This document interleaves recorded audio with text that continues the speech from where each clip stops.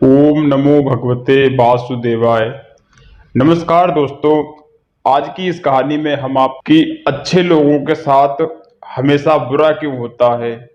भगवत गीता में भगवान श्री कृष्ण ने अर्जुन को इस बात का बड़े अच्छे से उत्तर दिया है। आपने भी महसूस किया होगा कि जो लोग अच्छे कर्म करते हैं वो परेशान रहते हैं, वहीं जो बुरे कर्म करते हैं वो खुशी से रह रहे होते हैं। अच्छे कर्म करने वाले परेशान होते हैं कि आखिर उन्हें इतनी परीक्षा क्यों देनी पड़ रही है, जबकि जो अधर्म की राह में हैं वो खुश हैं और जिंदगी का लुत्फ उठा रहे हैं। अगर आपके मन में भी ये सवाल आया है तो आज हम आपको इसका जवाब देंगे। ये जवाब वो है जो भागवत गीता में लिखा है और श्री कृष्ण ने अर्जुन को दिया था। भागवत गीता में वर्णित कथा के अनुसार जब भी अर्जुन के मन में कोई दुविधा होती थी तो वो श्री कृष्ण के पास पहुंच जाते थे। एक बार की बात है, अर्जुन भगवान श्री कृष्ण के समीप आकर कहा कि वो दुविधा में है और इसका जवाब वो श्री कृष्ण से चाहते हैं। श्री कृष्ण ने पूछा कि क्या सवाल है। अर्जुन ने कहा, मुझे यह जानना है कि अच्छे लोगों के साथ हमेशा बुरा ही क्यों होता है, वहीं बुरे लोग खुशहाल दिखते हैं। अर्जुन के मुंह से ऐसी बातें सुनकर श्री कृष्ण मुस्कुराए और कहा, मनुष्य जैसा सोचता है और महसूस करता है वैसा कुछ नहीं होता, बल्कि अपनी अज्ञानता की वजह से वो सच्चाई नहीं समझ पाता। अर्जुन की बात समझ नहीं पाए। इसके बाद भगवान श्री कृष्ण ने क्या कहा वो जानते हैं। श्री कृष्ण ने अर्जुन से कहा, हे पार्थ, मैं तुम्हें यह कथा सुनाता हूं, उसे सुनकर तुम समझ जाओगे कि हर प्राणी को उसके कर्म के हिसाब से ही फल मिलता है। प्रकृति हर किसी को अपनी राह चुनने का मौका देती है। अब वो मनुष्य की इच्छा पर निर्भर करता है कि उसे धर्म की राह चुननी है या अधर्म की। कथा शुरू करते हुए भगवान श्री कृष्ण ने कहा, एक नगर में दो पुरुष रहा करते थे। एक पुरुष व्यापारी था जिसके जीवन में धर्म की बहुत महत्ता थी। वो पूजा पाठ में यकीन रखता था, वो हर रोज मंदिर जाता था और दान धर्म भी करता था और हर रोज भगवान की पूजा करता था। वहीं दूसरा पुरुष बिल्कुल विपरीत था।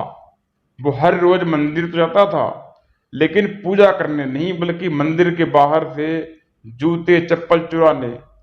उसे दान और धर्म से कोई लेना देना नहीं था। समय बीतता गया और एक दिन बहुत जोर की बारिश हो गई। इस वजह से मंदिर में पुजारी के अलावा कोई नहीं था। ये बात जब दूसरे पुरुष को पता चली तो उसने कहा कि ये सही मौका है मंदिर का धन चुराने का। पंडित से नजर बचाकर उसने मंदिर का सारा धन चुरा लिया। उसी समय धर्म कर्म में विश्वास रखने वाला व्यक्ति भी मंदिर पहुंचा। दुर्भाग्य से मंदिर के पुजारी ने उसे ही चोर समझ लिया और चिल्लाने लगा। वहां लोग एकत्र हो गए और उसे बहुत मारा। किसी तरह वो बचते बचाते वहां से निकला तो दुर्भाग्य ने उसका साथ वहां भी नहीं छोड़ा। मंदिर के बाहर वो एक गाड़ी से टकरा गया और घायल हो गया। फिर वो व्यापारी लंगड़ाते हुए घर जाने लगा तो रास्ते में उसकी मुलाकात उस पुरुष से हुई जिसने मंदिर से धन चुराया था। उसने कहा, आज तो मेरी किस्मत चमक गई, एक साथ इतना सारा धन मिल गया। ये सब देखकर उसे बहुत बुरा लगा और उसने अपने घर से भगवान की सारी तस्वीरें निकाल दी। कुछ सालों बाद दोनों ही पुरुषों की मृत्यु हो गई। मरने के बाद जब दोनों यमराज जी की सभा में पहुंचे और भले पुरुष ने दूसरे व्यक्ति को देखा तो उसे बहुत गुस्सा आया। उसने क्रोधित होकर यमराज से पूछ ही लिया कि मैं तो हमेशा अच्छे कर्म करता था, दान में विश्वास रखता था, उसके बदले जीवन भर मुझे अपमान और दर्द ही मिला है, और इस व्यक्ति को नोटों से भरी पोटली, आखिर ऐसा भेदभाव क्यों हुआ। इस पर यमराज जी ने कहा, हे पुत्र, तुम गलत समझ रहे हो। जिस दिन तुम्हारी गाड़ी से टक्कर हुई थी वो दिन तुम्हारे जीवन का आखिरी दिन था, परंतु तुम्हारे अच्छे कर्मों की वजह से तुम्हारी मौत सिर्फ एक छोटी सी चोट में बदल गई। तुम इस दुष्ट व्यक्ति के बारे में जानना चाहते हो। दरअसल इसके भाग्य में राजयोग था, मगर इसके कुकर्मों और अधर्म की वजह से वो सिर्फ एक छोटी सी धन की पोटली में बदल गया। कथा सुनने के बाद श्री कृष्ण अर्जुन से कहते हैं, हे पार्थ, क्या अब तुम्हें तुम्हारे सवाल का जवाब मिल गया? ऐसा सोचने कि भगवान तुम्हारे कर्मों को नजरअंदाज कर रहे हैं, ये बिल्कुल भी सत्य नहीं है। भगवान हमें कब क्या किस रूप में दे रहे हैं, मनुष्य को समझ में नहीं आता।